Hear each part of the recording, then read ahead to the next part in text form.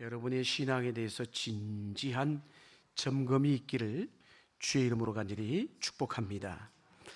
어느 목사님에게 초등학생 우리 딸아이 둘이 있었는데, 하루는 작은 아이가 교회 문 앞에 붙어있는 신천지 및 이단 출입금지라는 포스터 문구를 읽고는 언니에게 이렇게 물은 거예요. 언니, 저기 써있는 것 가운데 이단이 뭐야? 라고 물었어요. 그랬더니 언니 예수님을 제대로 안 믿는 거야. 그럼 우리는 교회 들어가도 되겠네. 그래놓고는 다시 언니에게 이렇게 묻는 거예요. 언니, 우리는 1단이야 3단이야? 그랬더니 언니가 몰라, 그냥 모른 척해. 어린 아이니까 귀여운 것이지 어른이 그러면 참 안타깝지 않겠습니까, 여러분? 예전에 제가 청년 사역할 때에 설교를 마치고 이렇게 청년들하고 인사하고 있는데 한 자매인 청년이 딱 와면서 인사를 하면서 질문을 하는 거예요. 목사님, 자기는 그동안 죄를 지을 때는 주님이 자신을 떠나 계신 것 같은 느낌을 가졌대요. 그렇게 또 믿고 살아왔대요. 그런데 오늘 목사님이 말씀 가운데 주님은 늘 우리와 항상 함께 하신다는 말씀을 듣고 난 이후에 충격을 받았다는 거예요. 너무너무 충격을 받았다는 거예요. 내가 죄를 짓는 그 순간에도 주님은 여전히 나 자신과 함께하고 있구나. 그걸 꿈에도 몰랐다는 것이죠, 여러분. 그러면서 울먹이면서 묻더라는 거예요, 여러분. 사랑하는 여러분, 우리가 정말 확인하고 점검해야 되는 것은 이 아침, 오늘 이 마지막 날이면 마지막 주일이고, 이 날이 지나면 2024년이 다가오잖아요. 예수님이 정말 내 안에 계시느냐라는 것이에요. 여러분 안에 예수님이 계십니까? 많은 믿음의 성도들이 흔히 하는 얘기, 예수님은 내 생명이야. 어쩌면 지금 내가 살아가는 것도 예수의 생명 때문에 산다, 이렇게 고백을 합니다. 예수님이 자기 안에 계신다는 것 귀로만 들었을 뿐이지, 듣기만 할 뿐이지, 순간순간 예수가 내 안에 계신 것을 확인하고 점검하지 않고 살아가더라는 거예요. 어떤 친척이 그렇잖아요. 예를 들면 한 유산을 10억 원을 남겨뒀다라고 통보를 받아보세요.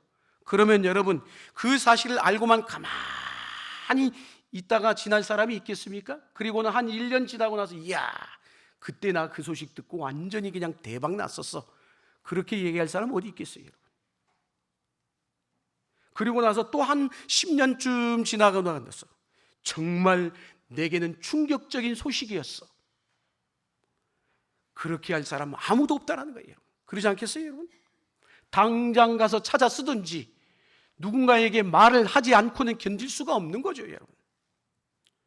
그런데 예수님께서 우리 마음에, 내 마음에 임하셨다는 사실에 대해서 왜 그렇게 신앙생활하면서도 무덤덤하게 살아가느냐라는 거예요.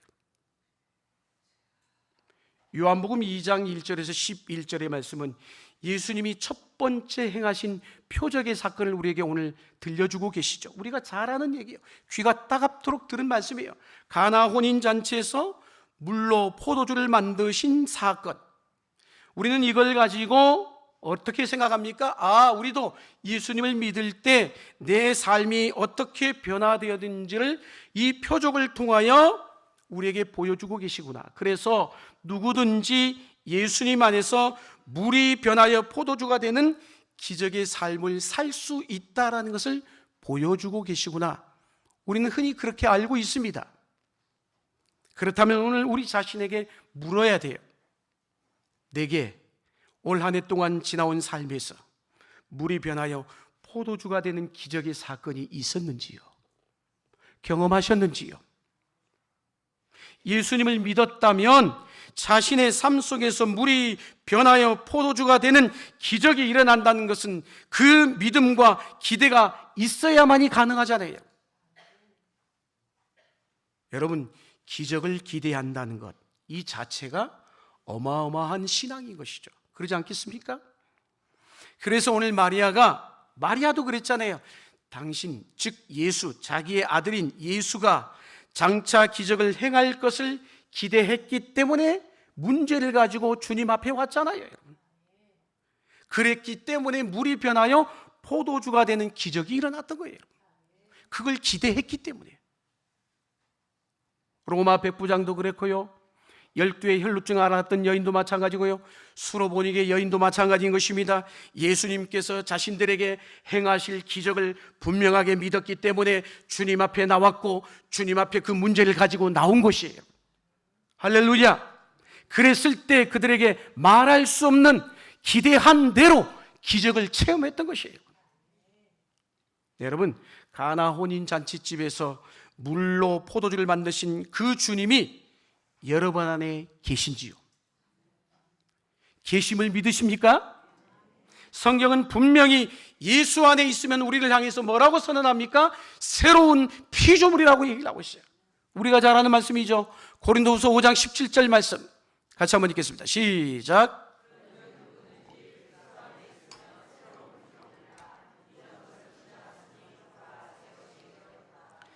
저 말씀을 믿으십니까? 그렇다면 우리 삶에도 어때야 되는 거예요? 새로운 피조물이 그리스도 안에 있다라면 새로운 피조물이라고 선포하고 있는데, 그렇다면 우리의 삶에도 당연히 물이 변하여 포도주가 되는 기적이 일어나야 마땅하다는 거예요. 제가 동기 목사님들 이렇게 만남의 자리에 갔는데 한 목사님이 답답해 하시면서 말씀하시는 거예요. 주위의 목사님들, 장로님들 가운데 진정 하나님을 믿는 분을 찾기 힘들다라는 거예요. 제가 그 앞에 저도 부끄러웠어요, 여러분. 목회자로서. 어떻게 그렇게 생각하는 것이나 말하는 것이나 행동하는 것이 어찌 그리 믿음 없는 행동을 하고 믿음 없는 생각을 하고 믿음 없는 말을 하는 것인지 답답해서 다그쳐 물으신다는 거예요. 만나는 사람마다 목사님, 하나님 안 믿으시죠? 믿는다는 거예요. 믿으면서 어떻게 그런 말을 할 수 있어요? 장로님, 정말 하나님 믿으세요? 장로님 어떻게 하나님 믿는다라고 그렇게 얘기하면서 어떻게 그런 생각을 하세요? 사랑하는 여러분은 정말 하나님이 살아계시고 지금도 여러분 가운데 하나님의 역사하심을 믿으십니까? 여러분의 생각과 여러분의 행동과 여러분의 말이 하나님을 믿는 믿음 안에서 나온 것이냐라는 거예요. 아니면 여전히 내 정과 욕심에서 나온 것인지. 물론 기적만 바라보는 신앙은 성숙하지 못한 신앙이겠죠. 우리 스스로 그래서 힘써야 될 부분도 당연히 있고요, 내가 져야 될 십자가도 있을 것이고요, 당연히 인생을 살아가다 보면 고난이 따르게 되는데 그 고난도 어쩌면 유익이 될 때도 있어요, 여러분. 그러나 기적만 바라보는 것보다 더 심각한 게 뭔지 아세요? 기적에 대한 믿음이 없는 거예요. 그냥 성경의 이야기로 끝나버렸어요. 여러분, 한때 소확행이라는 말이 유행이 많이 쓰곤 했잖아요, 여러분. 그 말의 의미가 뭡니까? 작지만 확실한 행복이란 뜻을 가지고 있잖아요. 별거 아닌 것의 행복을 느끼는 거예요. 구운 빵을 손으로 뜯어먹는 것, 이거 별거 아니잖아요. 그런데도 그러면서 행복해하는 거예요, 여러분. 그뿐이겠습니까? 서랍 안에 이렇게 탁 이게 반듯하게 개켜진 속옷을 바라보면서 여자분들 흐뭇해하신 분들 계시거든요. 그건 대수로운 게 아니잖아요, 여러분. 그뿐만이 아니에요. 새로 산 정결한 면 냄새가 풍기는 하얀 셔츠를 바라보면서 그 셔츠를 입을 때 한번 기분을 생각해 보세요. 그 별것 아니지만 그런 것을 소확행이라고 얘기를 합니다. 즉 뭘까요? 당연히 인생을 살아가다 보면 인생의 현실이 힘들 때가 있겠죠. 어려울 때가 있겠죠. 그럴 때 그 일상에서 찾아온 작은 것에서 행복을 찾으려는 그 태도 바람직합니다. 그러나 주님께서 오늘 저와 여러분에게 우리에게 약속하신 구원의 축복이, 구원의 삶이 단지 소확행에 불과한 것일까요? 예수를 믿는 게 그저 내 마음의 위안이나 위로나 아니면 예수 믿고 죽어서 천국 갈 희망 정도로 불과하냐라는 것이에요. 물이 포도주가 되는 엄청난 변화인 것이에요, 여러분. 이거는. 근데 제가 이 말씀을 준비하면서 이런 감동, 이런 소리가 들리는 것 같아요. 야, 너 오늘 설교하면서 사고 치려고 하고 있구나. 기적이란 없어. 뭔 기적이야. 그건 그냥 성경에 써놓은 얘기야. 기적은 누구에게나 일어나는 게 아니야. 더 이상 성도들에게 설교를 통해서 희망 고문하려고 하지 마. 소확행이나 그냥 누리며 사는 게 지극히 현실적인 거야. 너 그러다가 사이비 부흥사가 되고 그냥 괜히 성도들 감정이나 부추기고 수준 낮은 설교자처럼 보일 수 있어. 그런 마음이 자꾸 내 안에서 설교를 준비하는데 갈등이 생기는 거예요. 그러다가 기도하는 가운데 주님의 말씀이 탁 생각이 났습니다. 전하는 말씀과 실제로 사는 삶에 틈이 생기는 것을 결코 작게 여기지 말라는 거예요. 저도 오늘 이 강단에 섰어요. 52주 동안 강단에 섭니다. 설 때마다 힘들어요. 왜? 내가 그렇게 살지 못하기 때문에. 그런데 성도들 향하여 그 말씀을 전해요. 쉽지 않은 얘기예요. 어쩌면 오늘 말씀을 통해서 저를 다루시는 문제 중에 하나였던 거예요. 증거하는 것보다 더 중요한 것은 말씀과 삶이 하나가 되어야 된다는 것. 성경은 하나님의 기적으로 가득 들어있잖아요, 여러분. 그런데 현실에서는 하나님의 기적을 보기가 쉬워요, 어려워요? 힘들더라는 거예요. 제가 어떻게 해야 할까요? 그래서 물이 변하여 포도주가 되는 하나님의 기적이 지금도 일어남을 선포하라! 그렇게 마음을 먹은 거예요. 사랑하는 성도 여러분, 우리 가운데 기적이 필요하지 않는 인생은 단 한 사람도 없어요. 오늘 이 마지막 날 마지막 주일 새로운 한 해를 바라보면서도 기적이 일어나기를 바라는 마음으로 오늘 예배를 드리시는 성도님들도 계실 거예요. 저는 그래서 이 기도회 때마다 기도 받으시러 나오시는 성도님들 가운데 자신의 절박한 문제를 가지고 저에게 이렇게 얘기를 할 때가 있어요.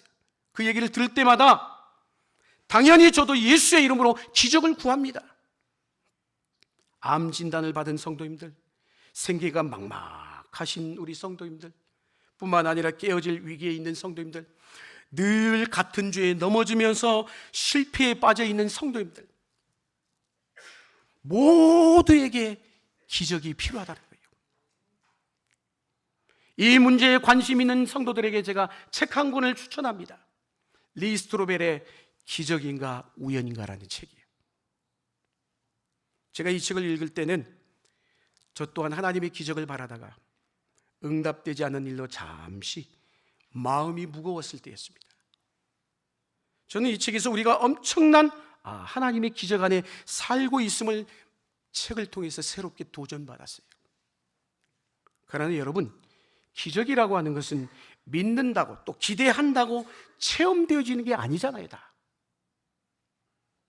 기적이 일어나려면 무엇보다 예수님이 나와 함께 하셔야 되는 것이에요. 그러나 더 중요한 것 한 가지가 더 있어요. 뭘까요?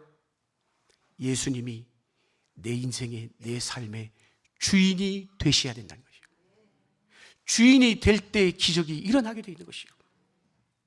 예수님께서 오늘 말씀해 보세요. 가나 혼인 잔치집에 초청을 받아 그 자리에 계셨어요, 안 계셨어요? 계셨잖아요. 계셨는데 곧바로 기적이 일어났습니까? 물이 변하여 포도주가 되었을까요? 포도주가 떨어졌어요, 여러분. 처음에 예수님이 기적을 처음부터 행하십니까? 행하시지 않습니다.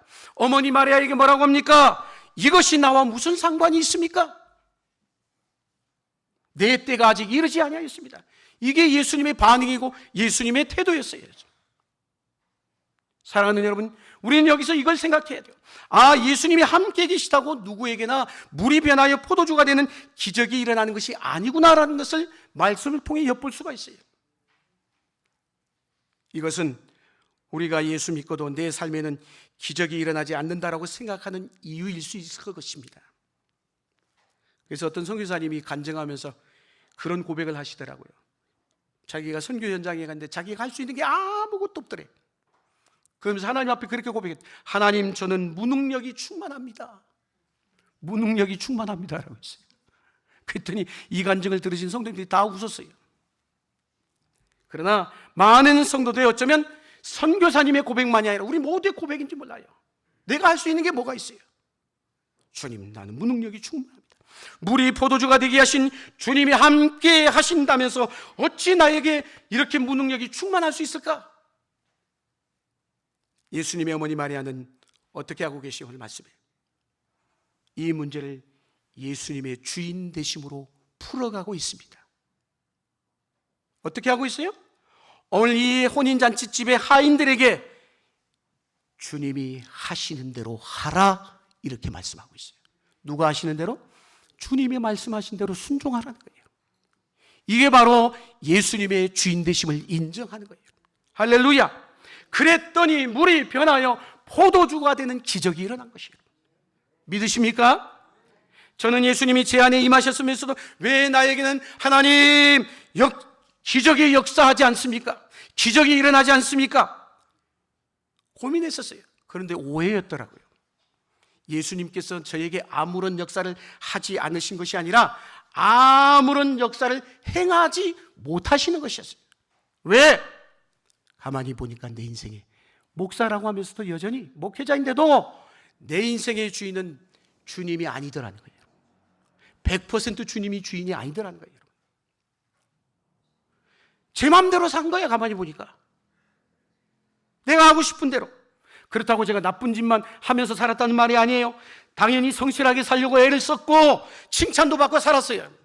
그러나 분명한 것은 나 자신을 점검해 보니까 예수님이 주인이 아니었구나. 여전히 내 말에, 내 마음에 옳은 대로 살았구나. 그래서 주님은 제 삶의 물이 포도주가 되는 역사를 이루지 못했던 거예요. 하지 않으신 게 아니라. 사랑하는 성도 여러분, 예수님이 주인 되셔야 합니다.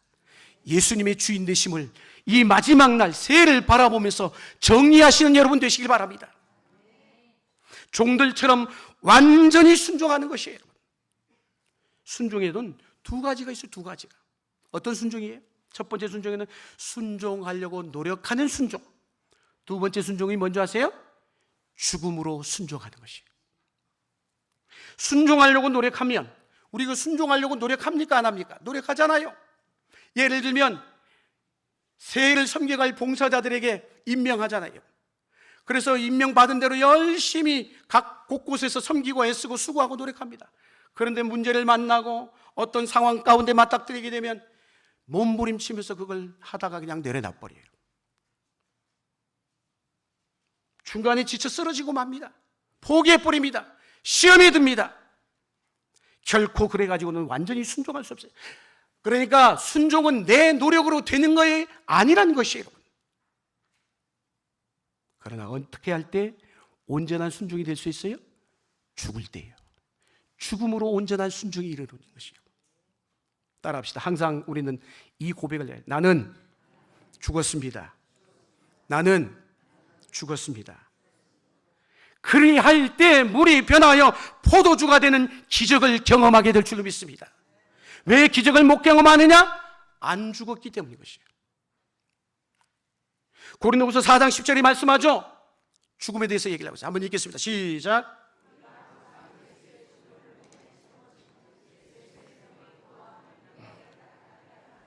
아멘.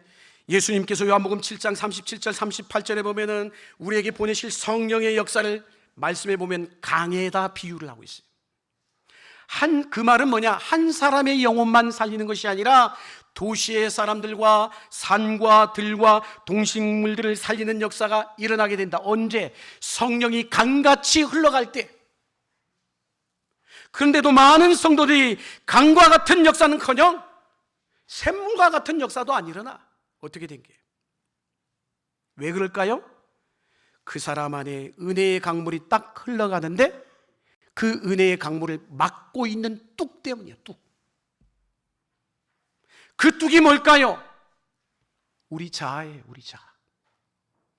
우리의 자존심, 내 생각, 나의 여전히 내 지혜, 내 지혜를 찾잖아요.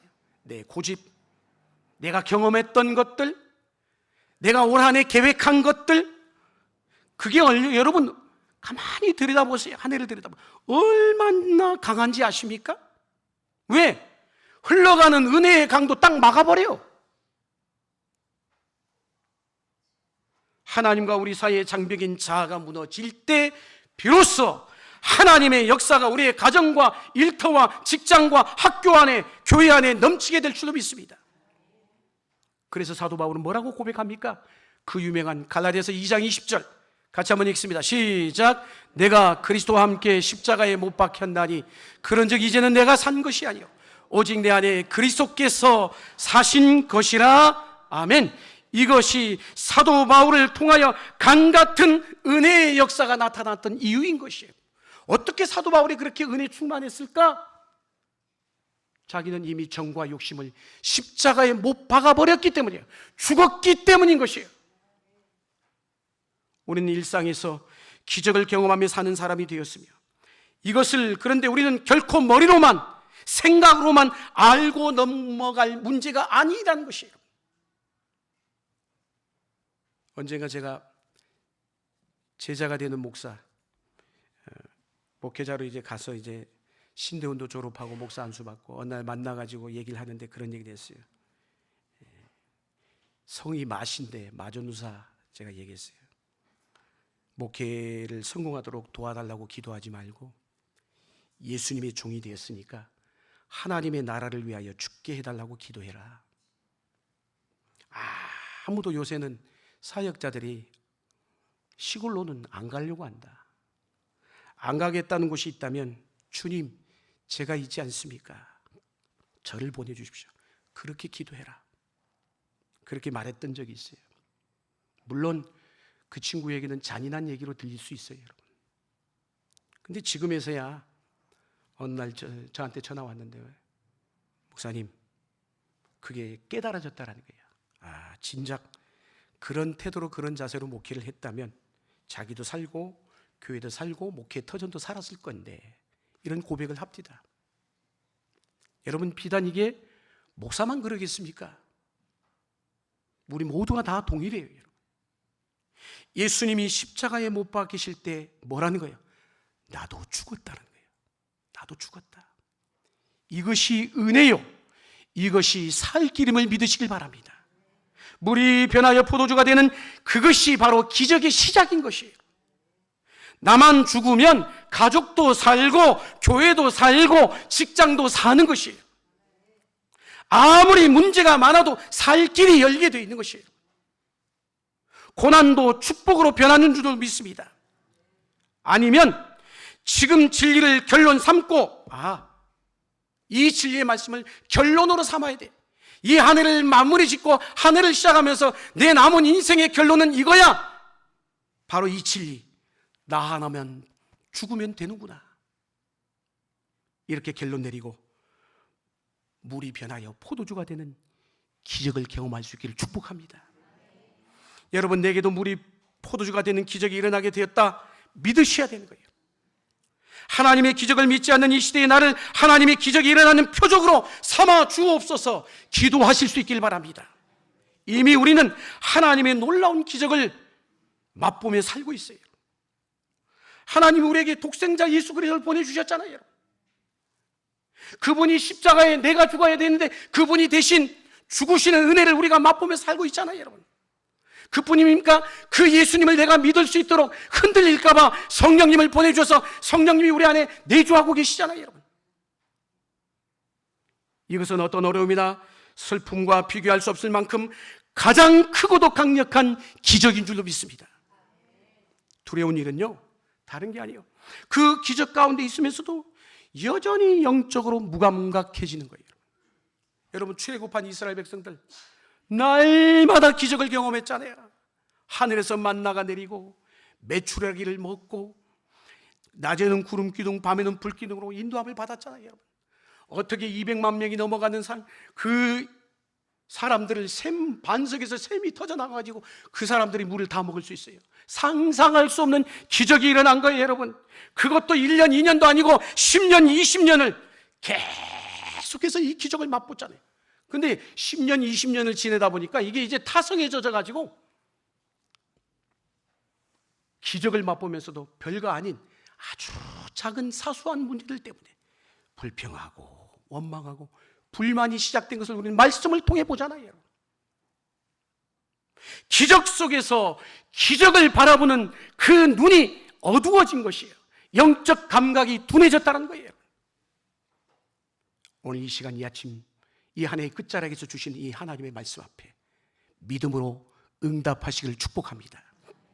가나 혼인 잔치집의 종들처럼 진정 예수님께 순종하면서 주여, 나는 이제 죽었습니다. 고백하며 살기로 결단하십시오. 주여, 나를 표적으로 삼으십시오. 결단하시는 저와 여러분이 되어줄 수 있기를 주의 이름으로 간절히 축원합니다. 기도하시겠습니다.